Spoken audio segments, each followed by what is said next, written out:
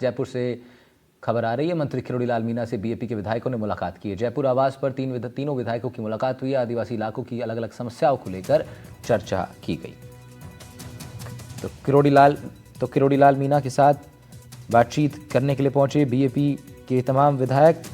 आदिवासी समस्याओं को लेकर के किरोड़ीलाल मीणा के साथ उन्होंने मुलाकात की है। हालांकि चाय नाश्ता भी किरोड़ीलाल मीणा ने उनके स्वागत में रखा और बताया जा रहा है कि एक सकारात्मक बातचीत हुई है। किरोड़ीलाल मीणा ने आश्वस्त किया है कि उनके विषय को वो आगे रखेंगे। मंत्री किरोड़ीलाल मीणा के साथ विधायकों की ये मुलाकात अब वायरल भी हो रही है, क्योंकि कई जगहों पर अब जो है ये तस्वीरें साझा की जा रही हैं आदिवासी पार्टी के नेताओं की तरफ से, जहां ये बताया जा रहा है कि सरकार में अब किस तरह बीएपी के विधायक अपनी बात भी रख पा रहे हैं। सुशांत पारेख हमारा इनपुट एडिटर हमारे साथ लाइव जुड़ रहे हैं इस खबर पर, उनका रुख कर लेते हैं। सुशांत, किरोड़ीलाल मीणा के साथ बीएपी विधायकों की ये मुलाकात जिसमें समस्या है वो बता रहे हैं किरोड़ीलाल मीणा को, जरा इसका क्या हिसाब क्या है, इसका कैलकुलेशन जरा मैं समझना चाह रहा हूँ। देखिए, ये मुलाकात बहुत महत्वपूर्ण है, खासतौर पे बजट सत्र से पहले, खासतौर पे मंत्रिमंडल फेरबदल विस्तार से पहले और खासतौर पे ऐसे समय में जब एसआई भर्ती परीक्षा को लेकर किरोड़ीलाल मीणा रद्द करने की मांग कर रहे हैं। उनकी बात सरकार के भीतर नहीं सुनी जा रही। और दूसरी ओर अगर पॉलिटिकल मायनों के लिहाज से देखें तो राजस्थान की तीसरी सबसे बड़ी पार्टी बाप और आदिवासी बेल्ट में बहुत तेजी से उभरने वाली पार्टी है, उसके 3 विधायक राजस्थान में किरोड़ीलाल मीणा से मिलते हैं। और कहा तो ये जा रहा है कि कुछ क्षेत्र की समस्याएं हैं, बजट में कई सारी डिमांड्स वो चाहते हैं आदिवासी बेल्ट को लेकर, वो उसको लेकर वो मिले हैं, अपनी बात रखी है, किरोड़ीलाल मीणा को चिट्ठी सौंपी है। लेकिन बंद कमरे में बहुत सारी बातचीत ऐसे समय में होती हैं। और अक्सर हम जब बात करते हैं राजस्थान में कि सियासी समीकरण और निर्दलीय विधायक हो या बाप पार्टी से जुड़े विधायक हो, वो अगर इस तरीके से अपना झुकाव जाहिर कर रहे हैं किरोड़ीलाल मीणा के प्रति, तो इसके कई मायने, कई जो हैं संकेत भी हैं। एक संकेत ये भी है कि सरकार के प्रति सॉफ्ट कॉर्नर और वो वाया किरोड़ीलाल मीणा के जरिए सरकार से जुड़ना चाहते हैं। और दूसरा ये कि एक रूटीन कई बार ये भी होता है राहुल की, उस बेल्ट में बहुत सारे ऐसे आदिवासियों से जुड़े हुए काम जो शायद किरोड़ीलाल मीणा के जरिए हो सकते हो। किरोड़ीलाल मीणा सदन के भीतर सरकार से आग्रह कर सकते हैं, सरकार से डिमांड कर सकते हैं और आदिवासियों के हित के लिए सरकार की बहुत सारी योजनाओं का लाभ मिल सकता है। तो कई तरह के हैं, लेकिन मुलाकात अपने आप में बहुत महत्वपूर्ण भी है और बहुत दिलचस्पी और सियासी हलकों में इस मुलाकात की चर्चा। साथ ही साथ सुशांत, क्योंकि सीएम भी एक्शन मोड में लगातार दिखाई दे रहे हैं, उनका दिल्ली दौरे, अब कल भी उनका दौरा है, बीते दिनों भी वो दिल्ली में थे।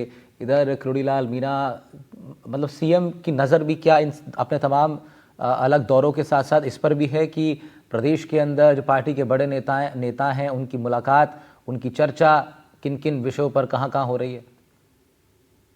और बिल्कुल निश्चित रूप से सीएम के पास पूरा ब्रीफ रहता है और सरकार के मंत्री तो हैं ही। और अभी जो सूची जारी हुई है रोजगार उत्सव की भी और 26 जनवरी को ध्वजारोहण की भी, उसमें भी मंत्रियों को प्रभार वाले जिले और किस तरीके से जो अभी नए जिले बदले गए हैं। किरोड़ीलाल मीणा का हालांकि जिला नहीं बदला गया है, तो सरकार के मंत्री हैं, कृषि मंत्री हैं और सरकार के साथ हैं, पार्टी के पुराने नेता हैं। और अगर वो मिल रहे हैं तो दलील तो उनकी यही होगी कि सरकार से कुछ डिमांड है उनकी और वो डिमांड लेकर उनके पास आए हैं। वो आदिवासियों के हितों की बात हमेशा से करते रहे हैं और सरकार तक अपनी बात पहुंचाएंगे। लेकिन सियासी हलकों में चर्चाएं हैं तो लाजमी है कि वो चर्चा मुख्यमंत्री तक भी पहुंची है और वो अपने तरीके से इसका आकलन करते हैं। ठीक है सुशांत, शुक्रिया आपका। हमारे इनपुट एडिटर सुशांत पारेख जुड़ रहे थे हमारे साथ, इस बड़ी खबर पर बातचीत कर रहे थे। बढ़ते हैं आगे। सीएम अजयलाल शर्मा एक दिवसीय दौरे पर बालोतरा पहुंचे हैं।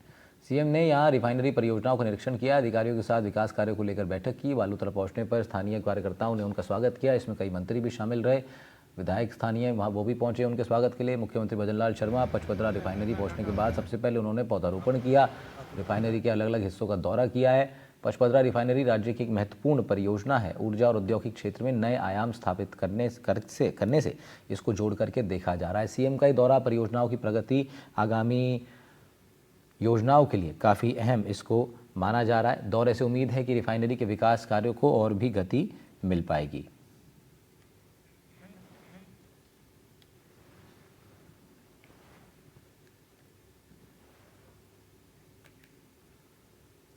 उधर राजस्थान और सरकार के लिए सुप्रीम कोर्ट से बड़ी राहत की खबर है। सुप्रीम कोर्ट की खंडपीठ ने 17 सितंबर 2024 को एनजीटी यानी नेशनल ग्रीन ट्रिब्यूनल की प्रधान पीठ की ओर से ठोस और तरल कचरा प्रबंधन नियमों के कथित गैर अनुपालन का हवाला देते हुए राज्य पर लगाए गए 746 करोड़ का पर्यावरणीय हर्जाना का आदेश अब जो है उसको फिलहाल उस पर रोक सरकार की ओर से लगा दी, कोर्ट की ओर से लगा दी गई है। ये फैसला जस्टिस अभय एस ओका और जस्टिस केवी विश्वनाथन की खंडपीठ ने लिया है।